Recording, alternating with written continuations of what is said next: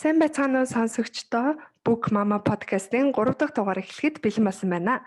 За энэ удаагийн дугаараар Инхлүүн бит 2 дахиж хүүхдтэй уурлахгүй буюу уур уцаараа удирдах гарын авлага нэртэй номыг та бүхэнтэй танилцуулах гэж байна.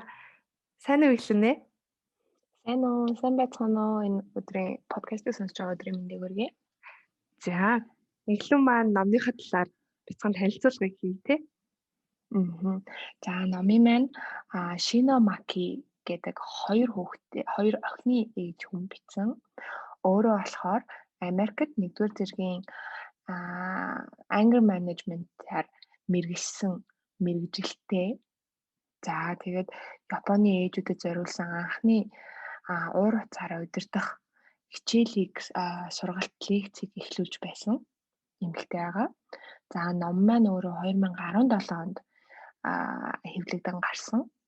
Монголд болохоор 2019 онд Бүтээлч Publishing гэдэг ном эрхлэн гаргадаг, орчуулж гаргадаг газраас гарсан байгаа. Энэ бүлэг маань нийтдээ 5 бүлэгтэй.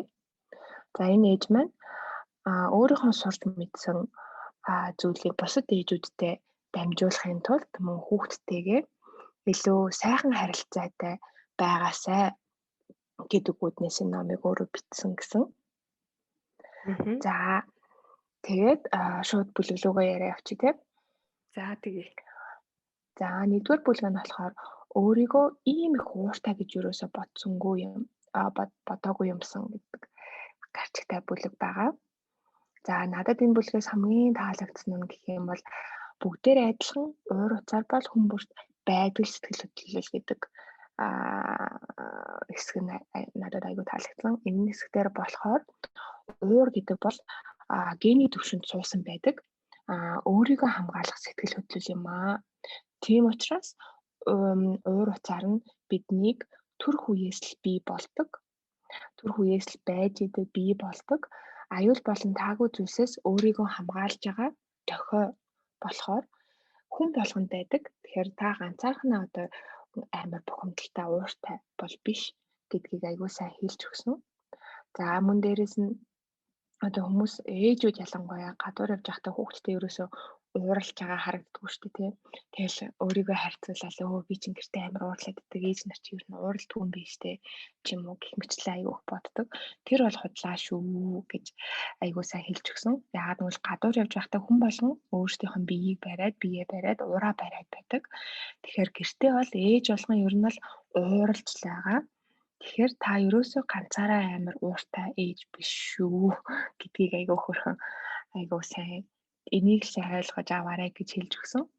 За тэгээд ер нь ээж нар хүүхдтэй аягүй их сэтгэл гаргадаг, аягүй их санаа тавьдаг болохоор тэгээ маш их одоо сайн ээж байх гэж аягүй хичээдэг болохоор тэр нь юу гэдэг нь тэр нь одоо өөрийнхөө төсөөлөлтөд хүрч чадахгүй ч юм уу тий сквал одоо яг санснаар нь болохгүй байхаар айгүй бухимдаж уурладаг гэдгийг бас энэ бүлэг айгүй сануулж өгсөн.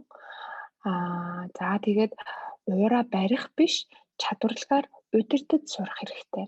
Барих тусам илүү стресстэй, илүү бухимдаж сүүл рүүгээ бие махбодын ухаан бодолтой илүү их дамиж одоо гэмтэл авчирдаг.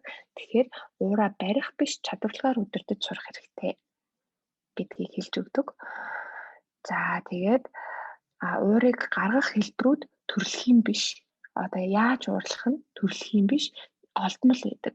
Одоо жишээ нь хүн уураа одоо зарим хүмүүс юм хугалаж ч юм уу юм зохиж эсвэл зарим хүмүүс хараал юм гэлч ч юм уу уураа гаргадаг бол тэр нь бол одоо эцэг гэхээсээ ч юм уу эсвэл ойр хавийнх нь хүнээсээ сурсан олдмол зуршлууд байдаг. Тийм учраас тэднийг засч болдог, сольж болдог. Тэгээд цааш энэ хэсэг маань ингээд дуустдаг. За чамд энэ бүлгээс таалагдсан хэсэг байна уу Амка? Надад яг нөгөө сайн чиний хэлсэнчлэн те уур уцаар гэдэг бол хүнд байх ёстой сэтгэл хөдлөлөө. За ер нь бол тэгтээ яг удирдахад хамгийн хэцүү нь яг ухаалгаар одоо захирч чадахгүй болохоор асуудалд амархан оруулдаг буюу одоо тий бусад сэтгэл хөдлөлтэй харьцуулахад одоо уур уцаараас болж өөрийгөө гэмтэх, гомдоох, за өөрийнхөө сэтгэлийг шархлуулахаас гадна бусдыг бас гомдоож, бусдын сэтгэлийг шархлуулдаг. За тэгээд угаасаа уур уцаар гэдэг сэтгэл хөдлөл хүнд байдаг л сэтгэл хөдлөл учраас тий одоо уургүй болно гэж байхгүй харин тэр уураа зөв одоо удирдах сурах нь айгүй чухал юм аа. За тэгээд энэ уурыг удирдах одоо сурах энэ одоо ойлголт нь 1970-аад оны үед Америкт үүссэн сэтгэл зүйн сургуулилт гээд anger management гэдэг нэртэйгээр одоо анх үүссэн. За тэгээд ер нь бол anger management-ийн талаар одоо 70-аад оноос хойш гэдэг чинь бараг 50-аад жил те одоо ингээд яригдсан, судлагдаад явцсан учраас ер нь энэ номыг бас уншиж чад тодорхой хэмжээний маш гоё мэдээллүүдийг авч чадхаар юм билэ. За тэгээд мэдээж энэ anger management гэдэг нь өөрөө сургуулилт учраас тодорхой тийм тогтсон одоо know how буюу те одоо яаж үүнийг өөртөө сурж авах уу, хэрэгжүүлэх үү гэдэг тийм арга замууд байдаг. Тийм ч учраас одоо anger management-ийн талаар судлаад, сонирхоод тэр одоо уур уцаараа удирдах сурахад ийм боломжтой байдаг. За тэгээд уур уцаараа одоо чадварлагаар удирдах сурснаар маш олон давуу талууд байдаг. Гэхдээ энэ ээжийн хувьд бол маш олон ээжүүд энэ одоо номын зохиолч ээжэд хэлэхдээ за яг дэлбэрэх гэж байсан уураа те барьж чаддаг болсон. За дээрэс нь хүүхд өсгөх илүү хялбар, илүү хөгжилтэй болсон уур уцаараа өөр хэлбэрээр илэрхийлж сурсан. За тэгснээр бас хүүхэд гэр бүлийнхэнтэйгээ маш сайхан харилцаатай болсон гэсэн сэтгэлдлүүдийг маш ихээр авч ирсэн байна. За тэгэхээр ер нь бол одоо ээжүүд маань те би айгүй ууртай яана би одоо тэр маань айгүй манай одоо мэдхгүй одоо манай тэр найз энэ найз те айгүй дүлгөөн тайван би чи ингээл дүрсгэл ууралцдаг штэ би одоо би л юм ууртай ээж юм байх та гэж бодож бас өөрийгөө айгүй их зэмлдэг. Тэгэхээр тэгж юусоо бодож болохгүй энэ бол байдаг л сэтгэл хөдлөл. Тэгээд би бас энэ талаар нэг нийтлэл оруулсан байгаа штэ тэрний юу их нөгөө ууртай ээж гэж байхгүй уураа удирдах чаддгүй ээж л гэж байгаа гэд би нэг нийтлэл бичижсэн. Тэгэхээр ер нь бол энэ номыг уншаад надад яг тэр үг л орж ирсэн л дээ. Тэгэхээр одоо энэ ном дээр цааших бүлгүүд дээр одоо anger management-ийн талаар илүү дэлгэрэнгүй нарийн гой ойлголтуудыг яриад явж байгаа. Тэгээд одоо бит хоёр ер нь эхний хэсэг нь бит хоёрын яг ярьсанчлан байсан. За одоо хоёрдугаар бүлэг нь болохоор юуны түрүүнд мэдвэл зохих уур уцаарын үнэн төрх гэсэн сэдвтэй бүлэг байгаа. За энэхүү бүлгээс за эхлээд би өөрт таалагдсан хэсэг ярьчих. За энэхүү бүлгээс болохоор надад хүүхдтэй уур уцаараа гаргачихдаг жинхэнэ шалтгаан гэсэн одоо гарчигтай хэсэг нь таалагдсан байгаа. За энэ дээр бол ер нь гол утга санаа юу гардаг вэ гэхээр уур гэдэг зүйл чинь одоо гинтхэн байж байгаа шууд ууралцдаг хүн. Юунаас олж хүн ингэж уур уцаар гэдэг зүйл хүнд төрдөг вэ? Тийм сэтгэл хөдлөл нь бий болдог вэ гэхээр хүний нөгөө нэг анхдагч сэтгэл хөдлөлөөс үүдээд хоёр дахь сэтгэл хөдлөл буюу тэр уур уцаар гэдэг зүйл бий болтгоо гэсэн санаа байгаа. За анхдагч сэтгэл хөдлөл гэж одоо яг юу юм бэ гэхээр жишээлбэл одоо гомдох те одоо юу гэдгийг жоохон одоо тэгж өгсөнгүүдээ ингэж өгсөнгүүдээ дахиад л ингэж хэлээдээ гэл ингээл гомдох нөгөө хүлээлт үүсгэх одоо юу гэдгийг тэгч болов ингэж болов гэсэн те ийм байдлууд одоо сэтгэл ханамжгүй байдлууд гэдэг ч юм уу энэ бүх нөгөө анхдагч сэтгэл хөдлөлөөс болж эдгээр нь ингэж нийлсээр байгаад уур уцаар гэдэг зүйлэнд авааччихдаг. Тэгэхээр уур уцаараа хэрвээ та удирдахад маш хэцүү байгаа бол та эхлээд өөрийнхөө анхдагч сэтгэл хөдлөлтөө анхаарлаа хандуулж үзээрэй те. Яг миний анхдагч сэтгэл хөдлөлүүд яагаад тэр нь юунаас олж ингэж давтагдаад те. Тэгээд тэр бүхэн нийцтэй ингэж уур бухимдал гэдэг юмд авааччихад байгаа юм бэ гэдгээ айгуу сайн бодож илрүүлж аваарай гэд тэгжсэн. За тэгээд мөн энэ хэсэг дээр бас нэг сэтгэл хөдлөлүүдийг хуримтлуулдаг сав байдаг. Бидний сэтгэл зүрхэн дотор те. Тэгээд тэр сэтгэл хөдлөлийн одоо сава эрэг сэтгэл хөдлөлөөр дүүрэх үү, сөрөг сэтгэл хөдлөлөөр дүүрэх үү гэдэг чинь одоо бидний одоо удирдах болох үст тийм зүйл шүү гэдэг талаар цогцхон дурдаад гардаг. Тэгээд энэ хэсэг нь надад маш их таалагдсан.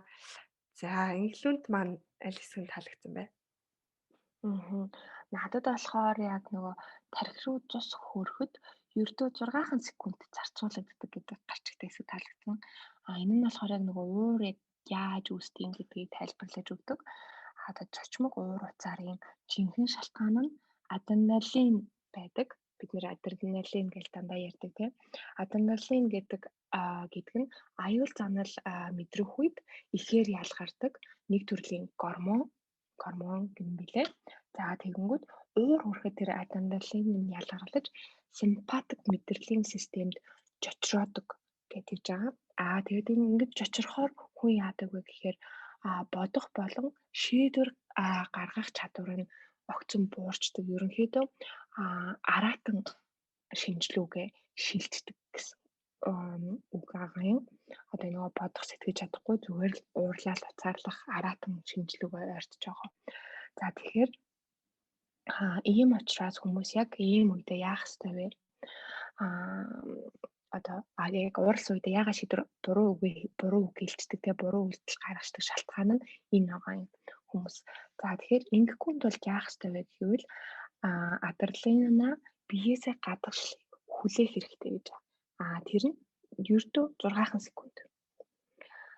За тэгээд яг ингээл огцом ингээл уурлах гал эсвэл ингээл нэг таагүй үг хэлэх гээл бачимдаад байх юм бол нэг сайхан гүнзгий амьсгаа аваад дотроо 6 тоолоход таны одоо нөгөө буцаад шийдвэр гаргах бодох чадвар буцаад хэвийн байдалд орчдөг.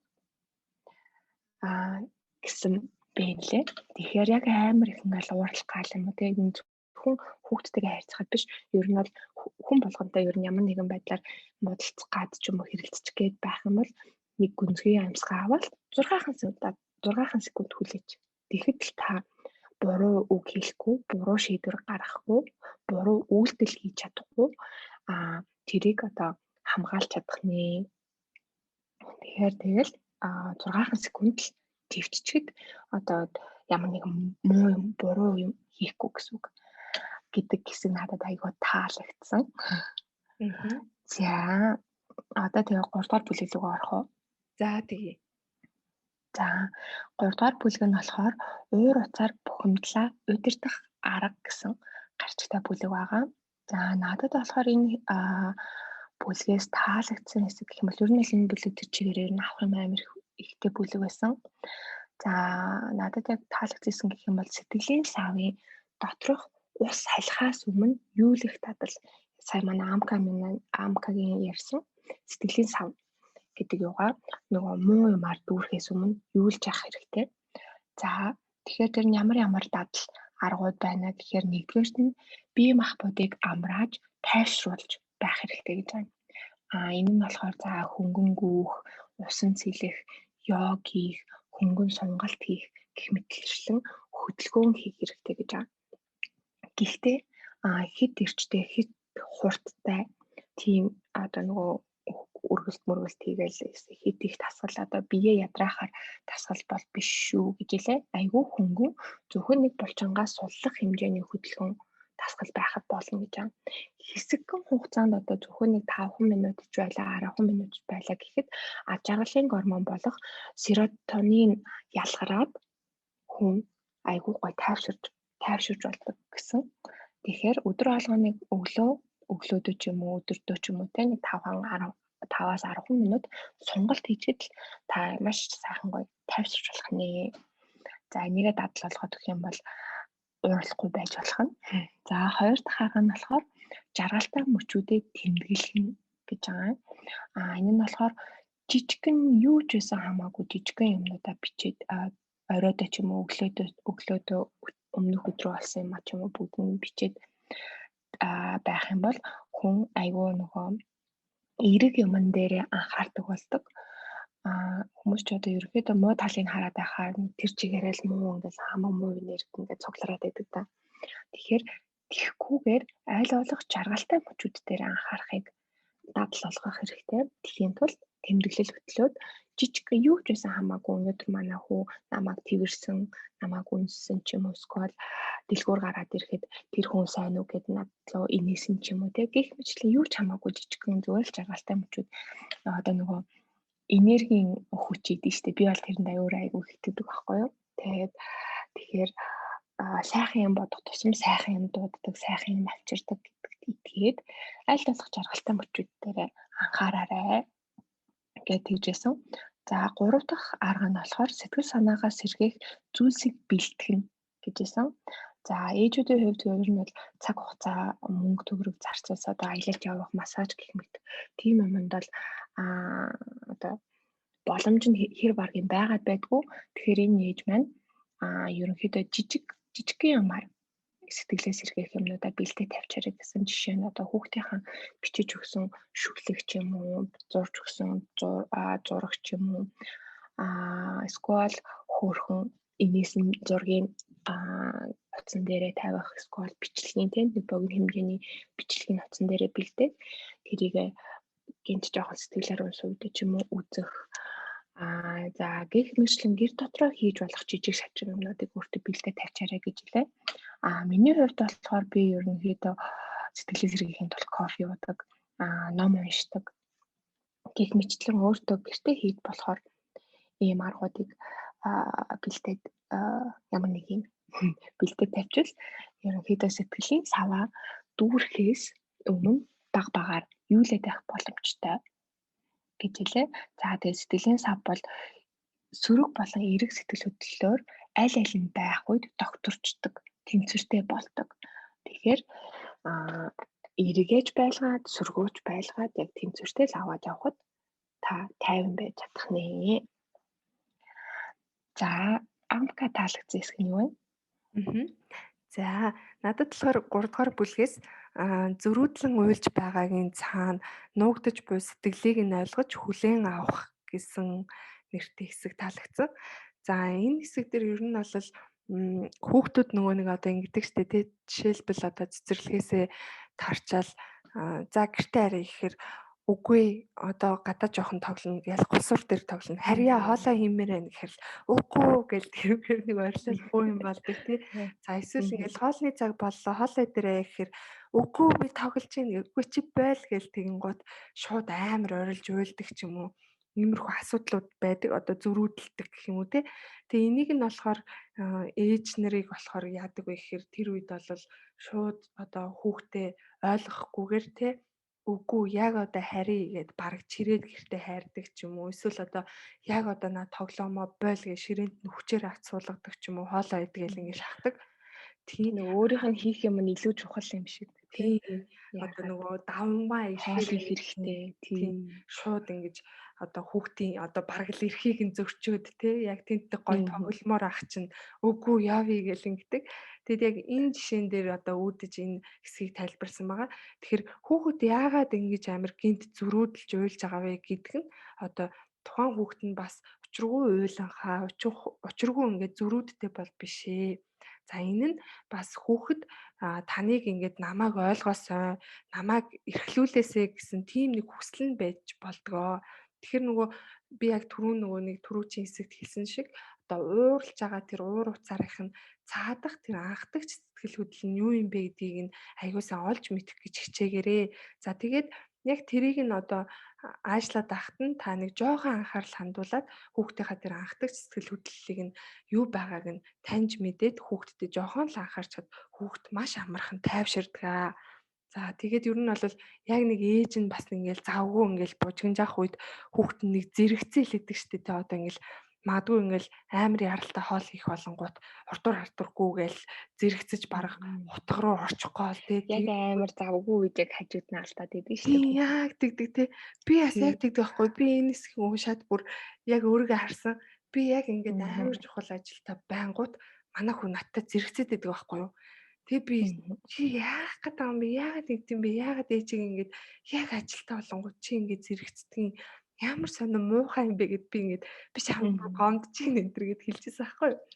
Энэ номыг уншаал яг ойлгосон. Тэр нь юу байсан бэ гэхээр хүүхэд өрөөсөл ээжигээ тэгж сандарч твдж байгааг нь мэдрээд ээж ингээд амар Анхаарсан яараа зэн. сандраад байна. Тэгээ над руу яагаад анхаарахгүй байгаа юм болоо. Би яагаад намайг ингээд мартчихгүй яав гэсэн тийм мэдрэмжийг хүүхд авангуудаа намайг анхаараач ээ. Надад анхаарал хандуулаач ээ гэд ингээд ардур урдур нь яг ингээд зэрэгцээд саад болоод идэг. Тэрийг нь болохоор бид нэр ойлгохдоо энэ нэг балер юм дээ. Яг ингээд хүн ажилдаа Надад цалаалаад. садааллаа. Яагаад юм муухай зүгээр юм бэ гэдэг чинь нэг тиймэрхүү байдлаар бодоод идэг. Гэтэл хүүхдийн талаас бол тэр чинь та ингээд хитрхи сандраа твдээд нааш цаашаа гүгээд ирэхээр яаны ээж яач ба те намайг яага мартчихва гэдэг ийм мэдрэмжийг авдимаа. Тэгэхээр яг энэ үед бол та цаашаа бай би завгүй байна гэж загнахын оронд алин миний хүү хичнээн чухал ажилдайсан ч гэсэн те алин миний хүү алин миний охин яасан бэ ээж нь яах вэ за хоёлаа нэг 5 минут те ингээд тоглолчий 10 минут ингээ дараа нь ээж нь ажиллаа хийх ёстой тэгэхгүй бол цаг нь болоод байна гэдгийг айгуугай тайлбарлаад богинохоо хугацааг яг хүүхдтэй анхаарал зориулангуут л хүүхдэд орхноо тайвшраал таныг тэгж ороохоо болчноо те за тэгээд энийг хамгийн өрх нь 5 минут те 5 минутээс нь ч гэсэн ойлгох чинь гэж аахгүй. За тэгээд ерөөсөө тэр нөгөө нэг те зөвхөн өөрийнхөө хүсэл зорилгыг хүүхдтэй битгий тулгаарай те хүүхэд ч гэсэн ийм хүсэл зорилго байгаа учраас яг хөө бид нар бол хүүхдтэй бодвол илүү ухаантай одоо юу гэх юм те илүү юмыг менеж хийх чадвартай учраас тэр чадвараа хүүхд дээр одоо хүүхдээсээ төрүүлж гаргаж те өөрийнхөө хүсэл зорилгоо жоохон хойш тавиад хүүхдийнхээ хүслийг эхэлж биелүүлчихэд тэгээд өөрийнхөө хүсэл зорилго буюу тэр ажилдаа анхаараарай гэдэг энэ хэсэг маш их таалагдсан. Тэгээд ер нь бол хүүхдийн чинь уур уцаар нь өөрөө хүүхдийн чинь гуйлтын нэг тийм илэрлэл нь байгаа шүү гэдгийг ойлгоорой гэсэн хэсэг байсан. Тийм бүлгээс айгүй авах юмтай тий. Тийм. Энэ бүлэгт ер нь гой яасан аргууд байгаа тий. Тий. Энд нэг юу лээ? Юугуу дистрэх гээд байгаа уур уцаараа тайвшруулахын тулд хэрэглэх ухамсараа сарниулах 4 арга гэд байсан тий нэрээ. Хаан тий. Хоёлоо тэндээс дурдчих уу. За тэгээ хоёлаа нэгийг нь хэлээд өгье тий. Тийм тэгээ. За чамд аль нь таалагдсан? Надад болохоор тэр нөгөө coping mantra буюу тайвшруулах шившлэг гэдэг нэг хөргөн санагдсан. Тэгээ ерөнхийдөө өөрийнхөө сэтгэл санааг тайвшруулахын тулд тайвшруулах үгийг өөртөө бэлдээд бэлтжээрэй гэж хэлээ. Энэ нь болохоор яг ингээл уурлах байх юм бол өөртөө за зүгээр яавал гэжтэй ч юм уу нэг өөртөө тий нэг сайхан сэтгэлээ ингээд сэргээх нэг үг бэлтчих гэсэн. Яг уурлах гэдэг үедээ өөртөө тэрийг нэг хэдэн секунд ингээд талтаад хэлчих. Тэгэхээр хүний сэтгэл айгүй бас ингээд тайвширчдаг. Тэгээ ямар ч үг байж болно. Танд л өөрт чинь таалагдчих ёстой. Гэхдээ талархлын шинжтэй үг байлгахыг хичээгээрэй гэж хэлээ. Жишээ нь одоо баярлаа гэдэг үг ч юм уу те баярлаа баярлын сайхан үгтийг надад заяасан баярлаа ч юм уу гэх мэтчлэн баярлаа гэдэг үг нь өөрөө айгүй их үр дүнтэй байдаг гэж хэлээ.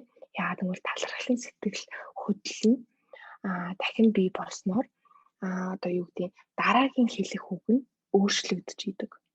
Эерэг үгээр өөрчлөгдөж идэг. За ингээ яг та ингээд уурлах гал өөр ингээл муухай хэлэх гээл муухай үйлдэл гарах гэж та одоо өөртөө баярлаа гэж хэлчихэнгүүт тэнийг сайхан энерги гоё энерги одоо талархлын сэтгэл орж ирээд энерги нь сайхан болоод тэр муухай үйлдэл нь байхгүй болчдөг, сарничдаг гэж байгаа юм. За тэгэнгүүт бас хүүхдтэйгээ бас хамтдаа одоо хүүхдтэй нуурлаад бас ингээд тоглоом шидээд ачаарлаад байх юм бол бас хүүхдтэйгээ хамт хэлж явах үг бас бэлтжүүл бас болно гэж хэлээ. Жишээ нь энэ дээр нэг үг эдний энэ номон дээр бичсэн байсан санал болгож байгаа үг нь болохоор нөгөө үлгэр дээр гардаг ид шидийн шившлэг буюу BBD babadi boo гэх эсэндрэйлээр гардаг ид шидийн шившлэгтэй. Энэ айгүй хөөрхөн санагдсан хүүхдтэйгээ хамт хэлж байхад. Тэгээд айл болох хүүхдтэйгээ хэлэх үгээ айл болох хөгжилтэй амархан дууч байж болно, аяж байж болно. Гэх мэтчлэн хүүхдтэй ингээд эерэг сэтгэл өгөх тийм үг байгаад. Тэгээд яг хоёулаа бие биентэйгээ ярьж агаад амлаад хоёулаа яг ингээд уурлах гад байх юм бол муудалцах гад байх юм бол хоёулаа хамтдаа энэ үгээ хэлж чинь шүү. За юу миний хөө миний охин ч юм уу гэх мэтчлэн ингээд ийм арга бас хэрэгэлж уурлах гад байгаа ухамсараа сарниулж болох нэ. Жилээ. Чамд аль арга нь таалагдсан бэ? Энэ саяны чиний хэлсэн аргаас айгүй хөөрхөн байсан тий. Манай хүүчин жишээлбэл уурлахаар айгүй хөөрхөн шүү дээ. Мэдхгүй хаанаас сурсан уурлахаар ингээд нөгөө хоёр гараа ингэж зөрүүлж бариад тэгэн гота манай хүү бас тэгээд яваад энэ заяа. Гэл тэгэл аим том алгаал нөгөө өрөөнд очиж сандал дээр суугаал гэл тэгэхээр очиод чи уурлаад байгаа юм уу гэл тэгэхээр чи яагаад байгаа гэхэл энэ чинь амар хөөрхөн. Тэгээд манай хүү одоо бүр хаалгаа хаадаг болсон шүү дээ. За манайх одоо өрөөнд ороод хаалгаа. Манайх чи манайхаас том юм чинь ахиж шүү.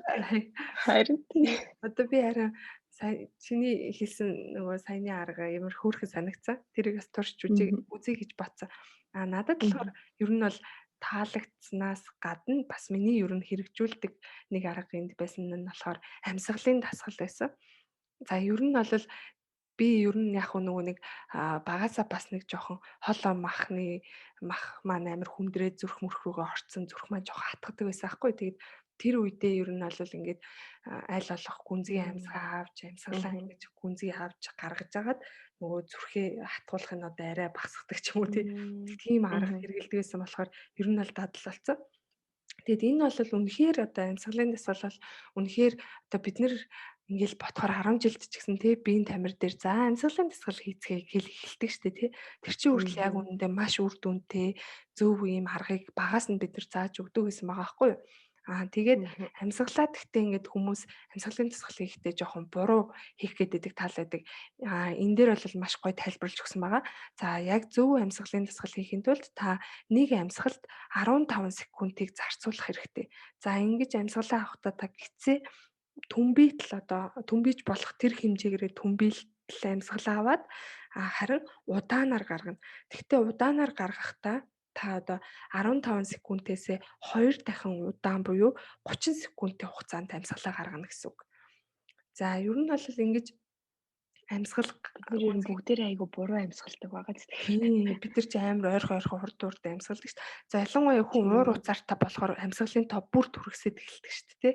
Тэгэхээр нөгөө нэг яг энэ гүнзгий амьсгал авснаар яагаад таны уур уцаар стресс чинь тайлагддаг вэ гэхээр симпатик мэдрэлийн хөөрлийг бууруулж парасимпатик мэдрэлийн системийн үйл ажиллагаа идэвхжүүлдэг учраас уур бухимдал арилж бие махбод болон сэтгэл санаа маш их тайвширч өгдөг юм байна. За тэгээд зөвхөн одоо амьсгалаа саяны амьсгалын дасгалыг хийхдээ уурлах үедээ ч биш ер нь өдөр тутамдаа хийхээр таны бие болон одоо бодол санаа чинь маш сайхан одоо тайвширч өгдөг. Тэгэхээр ер нь бол энийг дадал олгох хэрэгтэй гэж би бас зөвлөмөр байна. Би бас нэг газар сонсч ирсэн байна нөгөө яг бүтэн зөв амьсгалахаар нөгөө дотоод эргэтэнгүүд яг хүчил төрөгчөөр аягүй сайн бүрэн хангагдаж эхэлдэг гэжсэн юм нэрээ. Ялчгүй йогийн дасгал тэгэнгүүт ингээд зөв амьсгалаад ирэнгүүт сэтгэл сэргээл явчихдаг шүү дээ. Шалгуурлдаг тий. Бүр нэрэл за бүр одоо 30 минут йогийн дасгал хийгээд амар гоё тайвшраад бүр нойр үрээд явчихдаг тий. Харин яг нэг төгсгөлт нь мэдээний хэвтэр гингүүд би дандаа шүлсээ гожуулсан унтсан гэдэг юм. Харин тий би нөгөө нэг өдөр унтаж чаддгүй. Тэгээ нөгөө анх йогт жирэмсэн байхдаа яваад тэгээд би ч ерөөсөө жирэмсэн байхдаа ч өдөр гэрт ингээд декретээ авцсан бэжэж унтдаг байсан байхгүй аягүй сонио. Тэгээд яг нөгөө сүүлийн төрхөөс нэг 2 сарын өмнөөс йогт яваад яг тэр чинь нэг 30-40 минут йог ороод за нэг 10 минут хэвтэр хийсэн чи би бүр унтаад идэв. Би тэг гайх. Би ч одоо энэ амьдралдаа баг өдөр унтж байгаагүй хүн ямар сони ингэж тод. Тэр бас нэрэл тэр амьсгал айгүй сайн тайвшруулдаг тийм. Би ерөн баасан монголчууд амар ууртай хүмүүс бүгдээрээ нэг хэрэлдэж модалцгаасаа өмнө ингээд нэг гүнзгий амьсгаа авчилтыг. Харин за эхлээд хоёлаа нэг амьсгаа авчиад болъё гэдэг. Харин тий бэжи. За тэгвэл нэг 3 дугаар бүлэг маань тийм дуусаад тийм дөрөвдүгээр бүлэг эхэлж байгаа. За дөрөвдүгээр бүлгийн сэдв нь болохоор хүүхдийн сэтгэлийн гүнд хүрэх үз загнах арга гэдэг нэртэй байгаа. За Бас энэ айгүй их авах юмтай. тийм бас ер нь бол маш хэрэгтэй хэсгүүдтэй л ном байлаа. Бас нэг тийм уншуустай юм юу юм бэ? Уншууртай. Тийм уншууртай, авууштай тийм ном байлаа. За энэ хэсгээс болохоор надад таалагдсан хэсэг гэхээр загнаад байхад сонсохгүй байна уу? Тэгвэл өөр арга хэрэглээд үз гэдэг нэртэй хэсэг байгаа.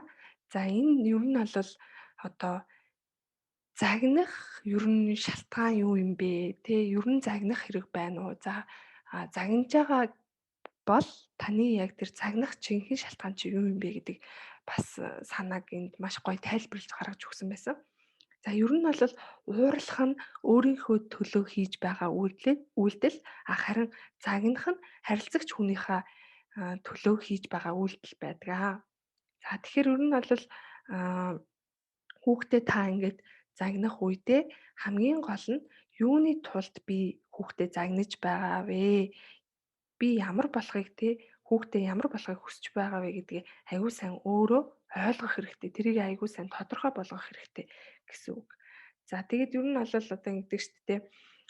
Эцэг эхчүүд чинь хүүхдээ одоо хурдан л бараг л юм ойлгодог болгочмоор байна. Аль болох хурдан бие даалгамаар байна. Одоо бойл гэхэд бойлдог болгомоор байна гэдэг ч юм уу те. Харин тийм Хоол үл ойлгодог болох. тийм хоолоо идэхээр л бараг идчихдэг болгочмоор байна гэж тийм нэг сонин юм хүсэл яриад байдаг. Тэгэхээр энэ нь өөрөө ерөөсөө хүүхэд хүмүүжүүлж байгаа арга биш. Энэ өөрөө хүмүүжил ерөөсөө биш. Энэ зүгээр л таны хүүхдэд удирдах хүсэл юм шүү гэдгийг тайлбарласан байсан. Нэрэл ингээ ботсон чинь тэр чинь бас нэг хүн таалагдахгүй зүйл, хиймэргүй байгаа зүйл гэж байгаад ах чинь бид нар зүгээр л хүн штэ хөрх юм тий. бид нар зүгээр л магадгүй затгалан байхад нь бид нар зүгээр хоолоо идгээ уурлаад байгаа байхгүй юу. Тэгэхээр чинь тэр яг л хүмүүжил биш зүгээр л нэг тийм удирдахыг хүсэж байгаа л тийм хүсэл агаад байна л та. Тэгээд нөгөө энэ дээр болохоор яг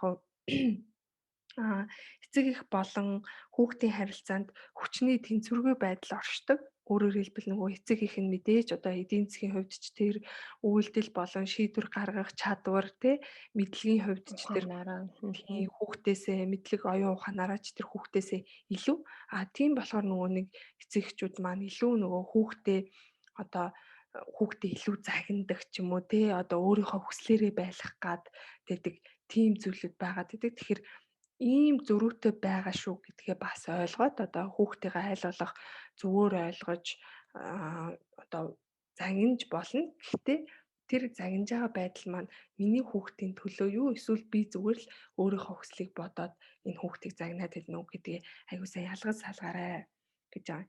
За тэгээд бас ер нь бол нөгөө хүмүүс чинь одоо ер нь бүх хүн л гэж бараг хэлмээр санагдаж байна. Энэ дээр бол яаж юм гэхээр нөгөө загинж уурлахаараа ер нь бол аягүй хашигчаад байдаг. Одоо хоолой нь улам чангардаг дууны өнгө нь улам чангардаг ч юм уу хэлж ярьж байгаа үгс нь улам ихсдэг ч юм уу ийм байдлууд аягүй хажиглагддаг.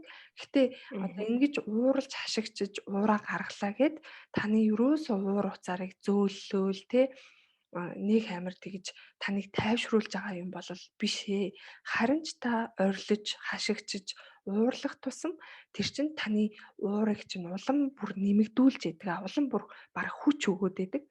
Тийм болохоор нөгөө нэг уурлаж хашигчлаа гэд одоо сэтгэл ханамж аавна гэж байхгүй. Харин ч та ингэснээр магадгүй бүр эн чинь давтагцаар байгаа танд зуршил болоод энэ нь эцэстээ бүр одоо ямар нэгэн муу сөрөг зүйлд хүргэж магадгүй. Тэгэхээр нөгөө нэг хүүхдээ ингээл нэг загнаж ийн гээл орилол чарлал тэгэл нэг хүмүүс чинь тэгдэж штэ. Хэвээ орилохгүй л бол ингэж л загнахгүй бол наа чи ерөөсөө хоолоо иддэг байхгүй юу гэл тэгдэг штэ. Ойлгохгүй байхгүй, сонсдгүй байхгүй. Наадах чи ингэж л тоглоомоо хураа мураа гэж загнахгүй бол баг ингэж дарамтлахгүй болоод юу гэдгийг яг одоо тэхгүй бол би чамайг одоо тарьчих шүү имлэг аваад явна шүү гэл эн чинь бас нэг тийм айлгаж сүрдүүлж байгаа арга За тэгээд ингээл эсвэл амар ойрлж ууралж хашигчдаг энэ арга чинь юусоо зөв арга бол биш ээ тий. Тэгэхээр харин ингэхийнхээ оронд өөр ямар харилцааны аргууд байна гэдгийг бодож үзээрэй. За тэгээд энэ аргуудыг бас энэ номон дээр танилцуулъя гэд ингээд дараагийн хэсгүүд рүү явж байгаа. Энэ хэсэг бол маш их таалагдсан. За чамд Тэгээс нэмж хэлэхэд нөгөө ингэж хашгираж сүрдүүлэх нь яг хөө ихэндээ жоохон үр дүнтэй жагаад сүүл рүүгээ хүүхэд тоохоо олчдаг тий.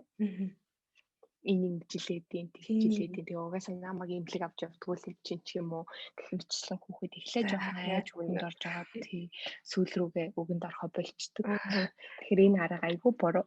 Тий одоо бас үнэл хэлээ би ч гэсэн хэрэгэлдэг байсан аргаа. Би ч нөгөө манай хүү чи нөгөө жоохон луунаас айдаг. Тэгээд нөгөө луу гэл одоо нөгөө поророо дээр луу гарахаар л ингээл ээжээ луу гэж айж байдаг байхгүй. Тэгэл амир ингээл хол очиж сууж байгаа л тэгээд харна би нөгөө одоо ингээл шүүн унтахгүй ингээл сахилахгүй та тэгэл за одоо унтаа тэр луу ирсэн цонхон дээр яагаад унтахгүй байгаа юм гэдэг энэ мэн ихэр л за унтий гэж шууд нүдэ ханаад идэгээс ахгүй. Тэгсэн чинь би унтчихдаг байсан. Тэгээд тэр арга нь надад бас амир таалагдал тий нөгөө унтчихдаг болохоор амархан амир тий ингээл ашиглаадсэн чинь сүүлдээ нөгөөг чинь том болоод тэгж нөө эсвэл санаа сууж нөө мэдгүй луу ирсэн байна гэсэн чи хамаагүй гэж хэлсэн шүү дээ. Харин тий хүүхдүүд чинь том болоод айхтар. Харин тий. Тэгэхээр бүр инээд ч хүрх шиг хэлэхгүй голдох байгаа тий. Тэгээ бүр ингээд өөр амтаа ашиглах гэхээр бүр ашиглуулахгүй заяа. Бүр ингээд тоохгүй эрцэн байна гэхээр хаана вэ гэж бараг харж марах гад. Тэгээ би за ер нь болитоо гэхээ зүгээр л хүүхдийнхаа унтах цаг болсон байна. Тэрийг нь ойлгуулж унтуулъя гэж боддог болсон шүү дээ. Тэгээд энийг уншаад бүр яа би ч буруу юм хийж штэ л гэж бодсон. Харин тий би тэ бас нэг удаа нэг хүүхд чи орой унтах гэж нэлийн юм болдгийг штэ тонгочоод. Тэгээ би бас яг унтуулах чадчихсан. Нэрэл бид нар одоо өөрсдөө орондоо ороод шууд 5 минут дотор унтаж чаддгүй штэ өөрсдөө. Тэгсэн мөртлөө хүүхдээ тэгээ 5 минут ч юм уу хэдэн минутын дотор унт гээл дарамтлаад байдаг. Өөрхийн амт бид нартай л адилхан хүн юм чинь хэдэн минут хөрвөөгөөд хэдэн минутыг тухай олохгүй л тий. Тэгэх нь өөр аргагүй байхгүй. Тэрийг бид нараас их ойлгох хэрэгтэй юм билээ гэж бодсон. Тийм. Яг нь. За тэгэхээр цааш нь явъя. Надад болохоор энэ бүлгээс таалагдсан хэсэг гэх юм бол загнахын оронд ээжийнхэн санаа зовоод байна гомдлоо гэдэг хэсэг гэдэг гарчигтай хэсэг таалагдсан. Энэ нь болохоор юу вэ гэхээр загнахтаа бид нар ерөнхийдөө айгүй их юу мессеж буюу үүлийн эзнийг тухайн загнаж байгаа хүн болгож загнадаг. Загнуулж байгаа хүнийг үүлийн эзэн болгочдөг. Тэхийн оронд бид нар I message буюу үүлийн эзнээ өөрийгөө болгож ярих хэрэгтэй гэж хэлжээ. За яагаад ингэж ярих хэрэгтэй вэ гэвэл хэрв та үүлийн эзнээ өөрийгөө болгочвол тухайн хүн эсэргүүцэх ямар ч боломж гардаггүй. Өөрийгөө өмгөөлөх ямар нэгэн боломж бас гарахгүй гэсэн үг. За бид одоо жишээн дээр тайлбарлаад хэлэхэд хүүе аюултай яахаараа ийм л авираа тоглоод идэм бэ гэл бид нар чинь тэгдэг те. Тэхийн оронд унах үедээ ээжийнхэн санаа зовоод айгаад байна гэд чамайг бэртээд гэмтчихвэл ээж нь гуниглаад шаналыг штэ гэд хэлчих юм бол тухайн хүүхд үгүй би чадахгүй гэж хэлэх ямар ч боломж байхгүй одоо өгүүлбэр болчихж байгаа байхгүй юу. Тэгэхээр гих бичлэн одоо би энийг бас хүү дээрээ хэрэгжүүлж үзсэн чинь нэрнгээс үгүй гэж хэлэхэ болцсон. Чи надад хураалтаа энийг ингэлтэй тэгэлтэй гэж тэхийн оронд миний хүү чи наадгаа хураажвал ээж нь айгүйх баярлна гэж хэлсэн чи айгүй хөөрхөн. За окей гэж босоод юмнуудаа хураагаад гих мэтчлэн үүлийн эзнээ өөрийгөө болгож яриул айгүйх үр дүнтэй юм билээ. Үгүй гэж хариулт авч авдгүй юм билээ. За тэгээд энэ арга ерөнхийдөө ер нь хүн болгон дээр хэрэгжилж болохоор гээд зохиолч маань хэлсэн байсан жишээ нь одоо нөхөр дээрээ тий хэрэглэж болно гэж байгаа юм. За жишээ нь дурдах юм бол за одоо хүүхдийн талаар огт тоохгүй зурагт үзээд байх юм аа. Чи намайг ямар их завгүй байгааг харахгүй байна уу гэд загинж байгаа янзтай хэлэхээр хүн өөрөө ирэхгүй нөхрөнтэй өөрөө ирэхгүй өөрийгөө өмөрж эхлэн штэ. За тэгэхээр өөрийгөө мөрөнгөт яг эхнэрийнх нь улам уур нүрээд тэгээ хэрүүл үүснэ. За тэгэхээр ийм өөрийгөө өмгөөлөх юу гарахгүй тулд ингэж хэлж болно гэж байгаа. За нөгөө I message те буюу завгүй байх үед хүүхдээ хараад хүүхдтэй ном уншаад өгчихвөл би айгүй их баярлаа шүү гэж хэлчих юм бол тухайн хүн юу гэдэг үгүй гэж хэлж чадхааргүй өгүүлбэр болчихж байгаа байхгүй юу? Ингээм бол нөгөө хүндэд загнуулж байгаа одоо дарамтлуулж байгаа ч юм уу эсвэл ингэ тэг гэж байгаа амар ийм хурц үг биш болчоор тухайн хүн бас айгүй зөөлөн эргээ хүлээж аваад нөгөө төндөө бас эерэг хариу өгдөг гэж байна. Тэгэхээр аль болох эерэг зөөлхөн за тэгээ үйл эзнээ өөрийгөө болгож ярьж одоо загнах биш тайлбарлах те эсвэл би ингэ шүү тгий шүү гэж үйл эзнээ өөрийгөө болгож ярьж байгаарэ гэж хэлээ. Энэ хэсэг надад айгүй таалагдсан. Хүүтэрд уршаад айгүй үр дүнтэйсэн болохоор ингээд 5 дахь бүлэглүүгээ бүгдээр орцгоод 5 дахь бүлэг нь болохоор ээж хүүхэд хоёулаа ад жаргалтай байх боломжтой гэсэн гарчигтай бүлэг байгаа. За надад энэ бүлгээс хамгийн таалагдсан хэсэг нь гэх юм бол сансныг бодвол том хүн шүү. Хүүхдтэй илүү их итгэл хүлээлгэж болно гэсэн гарчигтай хэсэг надад айгүй таалагдсан. За энэ хэсэг дээр болохоор хэлсэн гол санаа нь болохоор гэр бүл бол тийм хүүхдийн хувьд бол хамгийн анхны оролцох хамгийн жижигхэн нийгмийн эндээс хүүхэд өөрийнхөө хэлхийг хүссэн зүйлээ тодорхой илэрхийлэн ойлгуулах муудалцсан ч эргээд сайндаж сурахыг мөн хамтран ажиллах чадварыг сурах ёстой байдаг гэсэн мэнлээ. За хүүхэд эдгээр чадваруудыг сурснаар цаашид нийгмийн харилцаанд орох үедээ өөртөө итгэлтэй байж одоо өөртөө улам итгэлтэй байхад нь тусалдаг гэсэн байсан. За тэгээ гэртээ олж авсан энэ чадрууд нь хүүхдүүдийн насан туршид одоо юу гэдэг амьдралынхын турш тийм суур үндсэн болж өгдөг гэдэг хэлээ. Тэгэхээр энэ ер нь бол ээжүүдийн хамгийн том чухал үүрэг чинь шүү. Эдгээр 3 чадварыг хүүхдэд суулгаж өгөх нь ээж нарын үүрэг гэдэг хэлээ. За зөвхөн ээж биш бас аав нар тийм.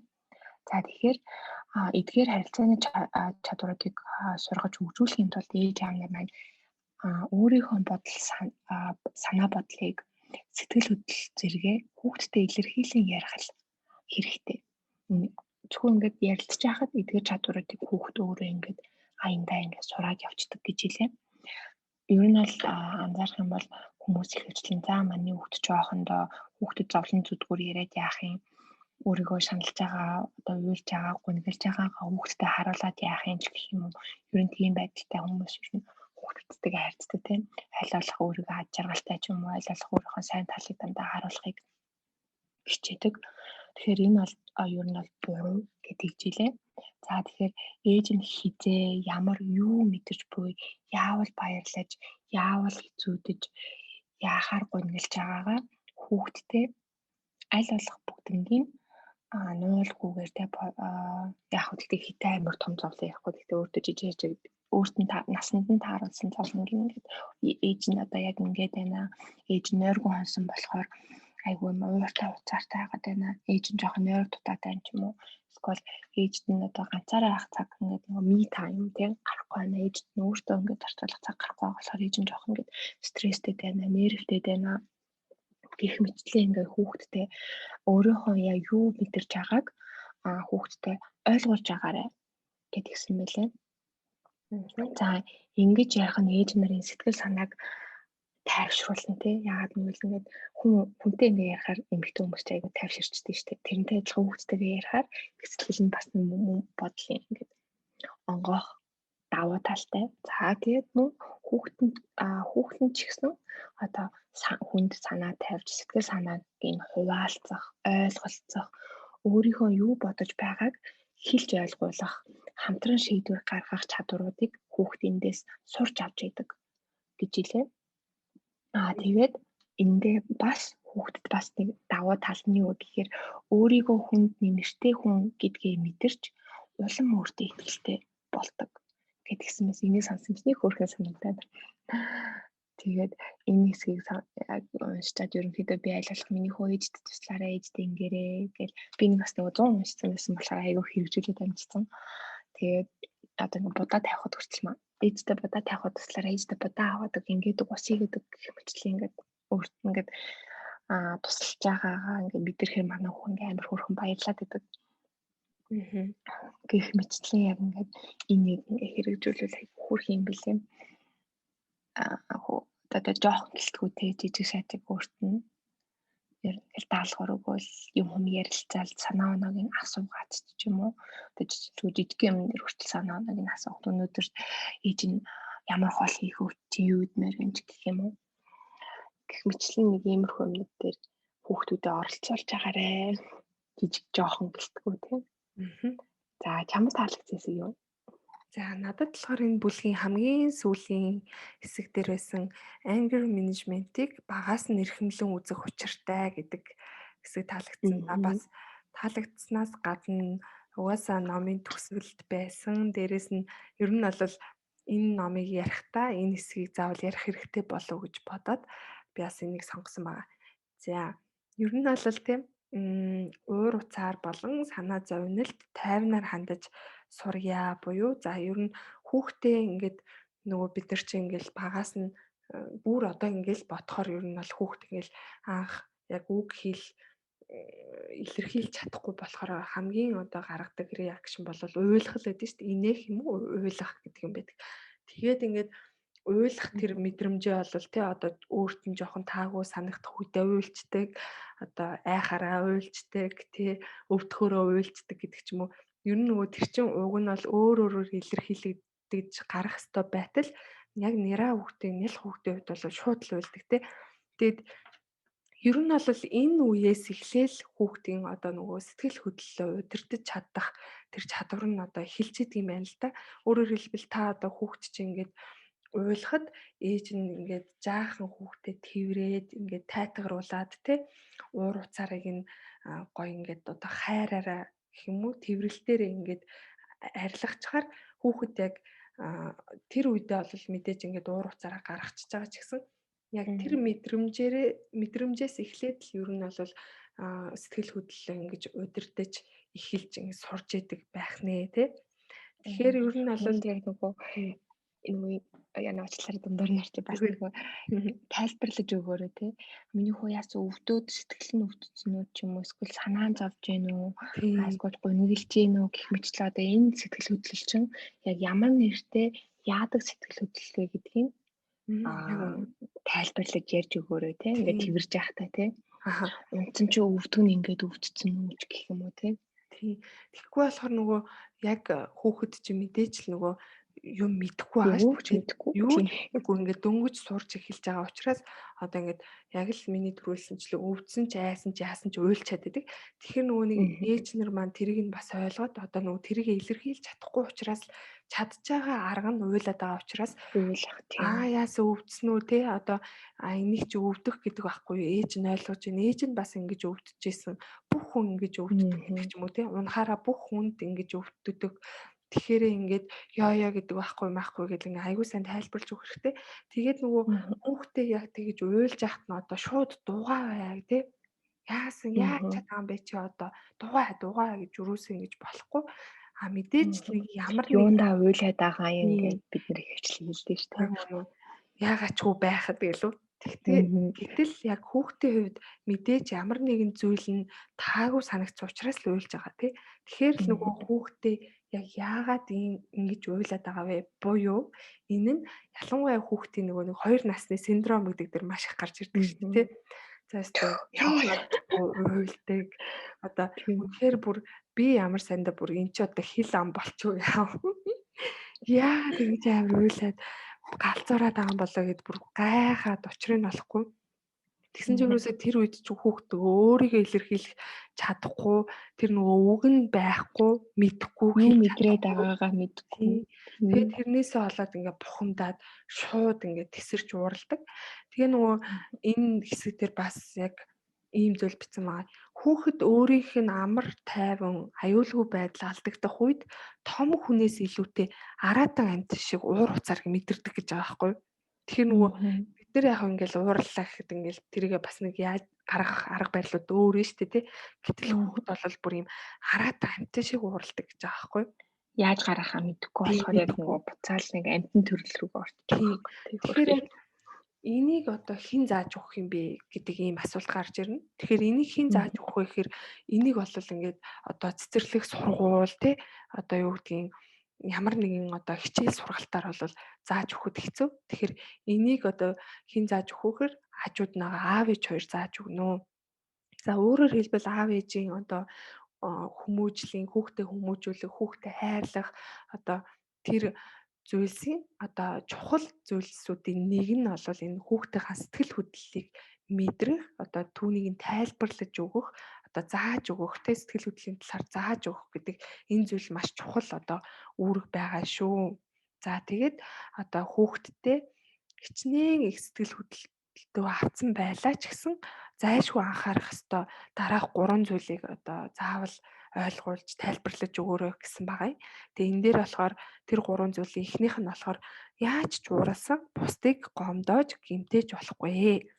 За одоо ингэдэг штэ тийм ингээд би ингээд уурлаад ингээд цогцсон. Одоо юу гэдгийг за тэр хүүхэд намайг ингээд цогцсон. Тэгэхээр миний уурыг би зөрүүлж цогцсон ингээл нэг хүүхдүүд яг тэгдэг штэ. Намайг цогсон юм чинь би эргүүлээ цогсон. Гэхдээ нөгөө нэг яг хөө тэгэж хүүхэд ихэндээ мэдхгүй ингэж танд ярьлаа гэхэд ээж аваад нь болж гэж хариулдаг тий. Болж яг зөв одоо цохиж байгаа хэлтэй. Тийм зөрүүлээ цохих зөв миний хүн өнтер гэж ярьдаг. Гэтэл бол энэ бол буруу шүү. Тэр нэг багаас нь хүүхдэд ингээд цохин хүнийг гинтэн гэдэг ийм ойлголтыг төрүүлэхээр энэ нь мэдээж даамжраад яваанда тий. Том болох тусам хүүхдээ чаа асуудалд хүрэх ийм зүйл болноо. Магадгүй нөгөө өөрөө том болоод эхнэрээ зогчдөг, зодчдөг тэрийгээ те одоо юу ч биш гэж бодчдөг ч байж уураа тэгж гаргадаг болсон те. Тэгэхээр нөгөө хүнийг цохино гэдэг нь өвддөг шүү. Тэгэхээр өрөөсөө ингэж цохиж болохгүй гэдгийг нь бүр бага байхаас нь л эхлээд аюу сан тайлбарлаарай. Тэгэхээр энэ аюу чухал. За дээрэс нөгөө цохилт гэдгээс гадна нөгөө хүнийг ч бас одоо үгээр нэг гимтээж болж штэ те. Үгээр ингэж одоо хэмтээж гомдоож болдог. Тэгэхээр үгэн дээрээ бас аягүй сайн анхаараарай гэдгийг хүүхдэд аягүй сайн хэлэх ёстой. Найзуудыгаа янз бүрээр шоглож, янз бүрээр дуудаж болохгүй те. Одоо баг чи тэр хүүхдийг цохохоос илүүтэй чи тэр хүүхдийг одоо гадуурхачвал тэр чин тэрнээс илүү одоо муу зүйл шүү. Тэрнээс илүү тэр найзаагаа гомдоож байгаа зүйл шүү гэдгийг нь аягүй сайн ойлгуулаарай гэсэн байсан. Харин хоёрт нь болохоор өөрийгөө гомдоож гэмтэж болохгүй тий. Яаж жууралсан гэсэн одоо би муу хүүхэд юм байна. Хэрвээ би энэ хорвоо дээр байхгүйсэн бол ийм зүйл болохгүй байх байсан. Тэ иймэрхүү байдлаар би ер нь бүтэхгүй юм байна гэх байдлаар өөрийгөө ингээд одоо юу гэдгийг өөртөө итгэлээ алдна ингэснээр тэгээд одоо аз жаргалтай амьдрч чадахгүй ирээдүйд итгэлгүй болно гэдэг ч юм уу. Иймэрхүү сөрөг талууд байдаг учраас яаж жууралсан гэсэн өөрийгөө гомдоож гэмтэж болохгүй. За гуравдах нь болохоор альва эд зүйлийг эвдэлж болохгүй гэж байгаа. За ер нь бол ингээд альва эд юмсыг эвдэлж уураа гаргаж дотроо хонгоолгодог тийм арга байдаг юм байна л да. Одоо тэгтээ тэр нь яг нөгөө хүмүүс л тэгдэг учраас тийм арга болгоцсон баг л та. Тэгтээ тийм штэ би 10 жил тахт ингээд уур хөр ингээд нөгөө харандагаа хугалцдаг гэсэн. Тийм үү? Тийм амар оророо бүр ингээд хөвчг болохоор ингээд харандаа хугалцдаг. Тэгээд энэ арга нь болохоор ерөөсө улам цаашаагаа л дамжирдаг гэдэг нь тогтоогдсон арга юм байна л да. Одоо өөрөөр хэлбэл ингээд багаар юм жижиг зүйл эвдлэхэд тэр нь ингээд ахин уу гэхээс шүү дээ. Одоо цаашаа даамжирч явна гэхээс гинтгий ингээд болчдгоо. Тэгэхээр энийг бас ингэж одоо баг дээр нь ч юм уу таарж авах анханасаа эсвэл тийм зүйлийг одоо хийж болохгүй гэдгийг ойлгуулах шаардлагатай гэсэн байгаа. За тэгээд би харин нэг эрэгтэй хүүхдээсэн мэт илүү дамжрах байсан баг тий. тий яг үнэ. Азар эмэгтэйсэн тулдаа тэр нь тэгээ болцсон. Харин тий яг тийм.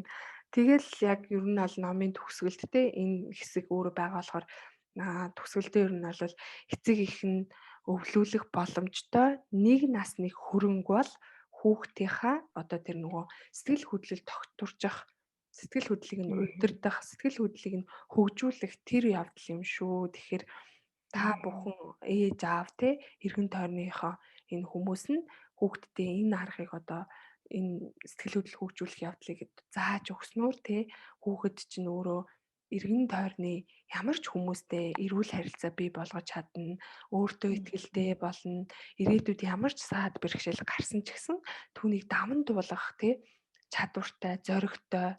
За тэгээ ямар нэгэн одоо сэтгэлийн гүн хямралт юм орохгүй тийм хүн болж өсч торнох юм аа. Тэгэхээр энийг бол сургууль цэцэрлэг заахгүй аав ээж л зааж өгнө гэдэг энэ хэсэг маш их таалагдсан. Тийм шүү те. Угаасаа тэгэл яг хувь хүн ажлын талбар дээр гараад хүмүүстэй харьцаасаа харьцааны тал дээр асуудалтай хүмүүс байгаад байдаг тий. Тий, яг тэр бүр үнэхээр нөгөө нэг стол суур хүмүүжил хаана очиод байна гэхээр яг гэр бүлийн хүмүүжил дээр очиод байдаг тий. Нэг ээж аав ямар чухал юм тий. Яг үнэ. За ингээд ном маань ер нь бол дуусж байгаамаа. Тэгээд 5 бүлэг ном маань тавуулаа маш уншууртай, хавууштай тий. Үнэхээр энэ бол би бол яг ээжүүдийгээ бүгдийн л энэ номыг аваад бүрэн дүүрэн уншаасаа гэж бол хүссэн. Ягаад тэгэхээр нөгөө би түрүүн чамд хэлсэнчлэн нөгөө уурдаа ээж гэж байхгүй, уураа удирдах чаддгүй ээж гэж байдаг гэд нийтлэл бичсэн гэдэг гисэн шүү дээ тий. Тэгээд тэрний дараа бүр маш олон ээжүүд манай хуудас, манай групп руу хандаад за бараг би ер нь ээжүүд яг өөрсдийгөө л ганцаараа уурлаад энэ өөрөө л асуудалтай гэж бодоод байдаг юм шиг байна тий. Тэгвэл тэр нийтлэлийн дараа бараг л худлаалсан над руу заяа бүр 300-аад хүн холбогдсон. Ингээд үнэхээр уурлаад байна, бухимдаад байна, болохгүй байна гэд. Тэгээ энийг ингээд удирдах сурмаар байна гэд. Тэг би тэр ээжүүдэд бас хандаж хэлмээрэн одоо энийг сонсож байгаа л тий. Та юус ууртай хүн бол бишээ. Уураа зүгээр л удирдах чадахгүй байгаа.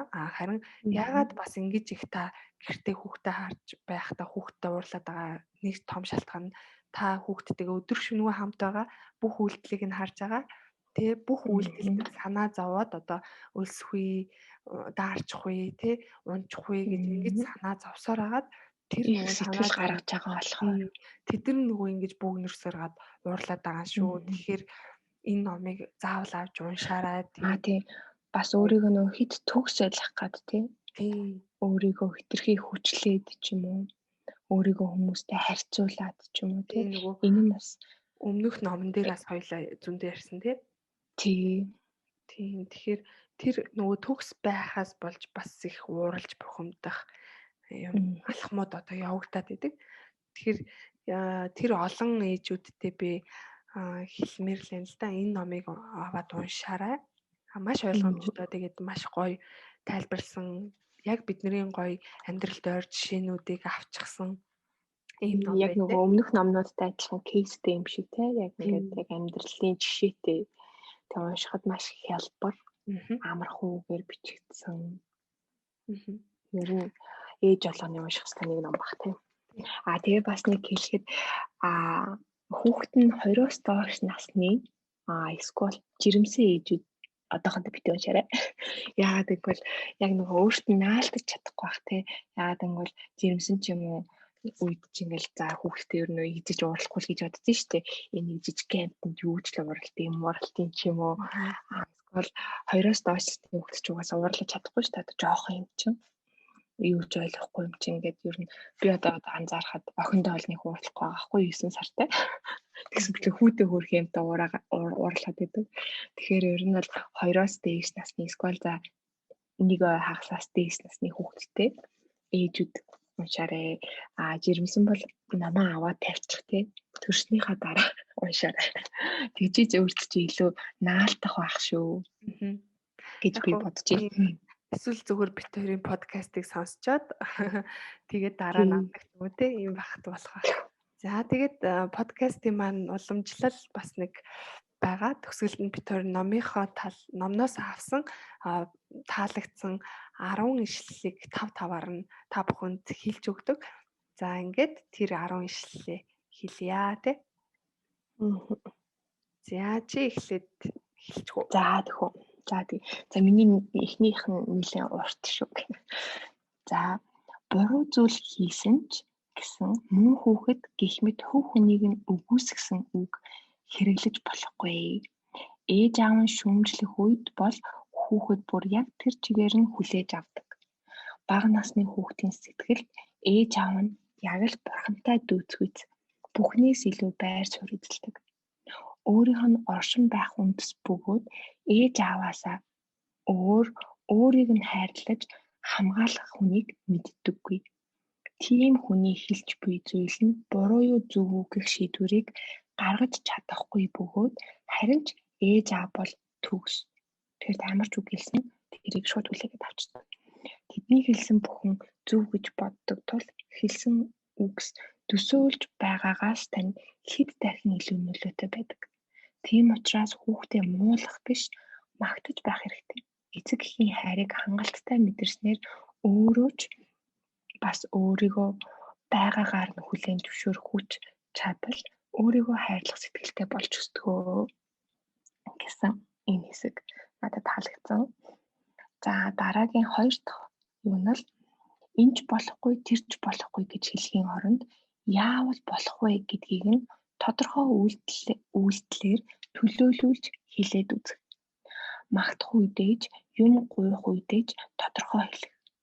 Тэгж байж хүүхэд ээжээсээ сэтгэл ханамжгүй байх үедээ уурлахын оронд яг юу хүсэж байгаагаа хэлж сурдаг. За 3 дахь маань хатуу үг хэлэх гэж байгаа бол тэврэнгээ эсвэл гарыг нь хатгангаа хэлээрэй. За 4 дахь нь болохоор зөрүүдлэн уйлж байгаагийн цаана нуугдаж буй сэтгэлийг нь ойлгож хүлээн авах. 5 дахь нь нүдрүүн игцэлж харж ярих гэсэн энэ 5 надад таалагдсан. За амкагийнхаа сонсъё. За одоо болохоор 6 дахь нь гээд явчих тий. За 6 дахь нь болохоор уурлаж уцаарлах нь тухайн зүйлд хувь хүний хэр их ач холбогдол өгөх вэ гэдгээс хамаардаг. 7-д хичнээн сэтгэл хөдлөлд автлаач зайлшгүй анхаарах 3 зүйл гэж байдгийг санаарай. Бусдыг гомдоож гэмтээхгүй, өөрийгөө гомдоож гэмтээхгүй, альва хэд зүйлийг эвдлэхгүй.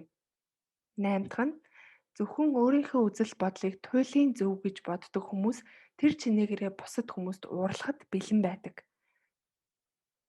9 дахь нь мэдэрч байсан сэтгэл хангалуун бус байдал болон гомдлыг тэр чигт норхивол уур уцаар болон үзэн ядалт болж хувирдаг. 10 дахь нь хичнээн хүчээр инээмсэглэл тодруулсан байлаач амны 2 үзвэр дээш өргөгдөхөд инээмсэглэх үед ашиглагддаг булчин суларч энэ нь тархинд дохио өгснөөр тайвшруулах үйлчлэгийг үзүүлж стрессийг арилгадаг. Тэгэхээр одоо худлаач хамаагүй энэс нь одоо таны тархинд одоо аз жаргалын гормон ялгардаг байх нэ. За ингээд одоо дуусчин. За энэ сүүлийн жишээг би яагаад оруулсан бэ гэхээр сүүлийн өгүүлбэрийг нөгөө Харвардын эрдэмтдийн судалгаа байдаг гэд гарсан байсан. Тэр нь болохоор юу вэ гэхээр нөгөө хүний ингээд яг ам одоо ууралж исэн ч гэсэн ингээд инээ штэ тий. Одоо ингээд яг хоёр уруула амны үзүр ингээд дээшээ ингээд өргөхөр яаж ч ууралсан байсан тэгэж өргөхөр нөгөө тарих шууд нэг л зүйлд тарих хуурдагддаг гэж байгаа байхгүй юу. Тэгээд тэр зүйл нь болохоор ингээд уруулаа ингээд дээшээ ингээд инээж байгаа юм шиг хэлбэрт оруулахаар энэ хүн инээж байгаа юм байна, аз жаргалтай байгаа юм байна гэж ойлгонгуудаа шууд аз жаргалын гормон ялгаруулад эхэлдэг гэж байгаа. Бусад ямар ч үед тарих юусоо хуурддаггүй, өсөж байгаа бол шууд өсөж байгаа мэдрэмжийг өгөөл те тэрийг ойлгодог те ууралж байгаа л ууралж байгаа, одоо аман цангаж байгаа л аман цангаж байгаа гэдэг бол яг энэ амаа ингээд дээшээ ингээд инээж байгаа юм шиг байрлалд очихоор энэ хүн инээж байгаа юм байна гэж ойлгоод шууд аз жаргалын гормон ялгаруулдаг гэж байна. Тэгэхээр өдөрт одоо хичнээн завгүй хичнээн одоо ингээд таагүй өдрүүд өнгөрч болох ч гэсэн тэр үед яаж яг ингэж худлаач болов инээмсэглэрэл гэж хэлмээр байна. Тэгээ жоохон ч гэсэн тий өөртөө ад жаргалын гормоо ялгаруулад Тий. өдрийг даван туулаарай. За ингээд подкастын маань 3 дахь дугаар энд хүрээд өндөрлж байна. За дараагийн дугаараар хоёлаа ямар ном оруулах вэ? Эмчээжийн зөвлөгөө гэсэн ном байна. Окей.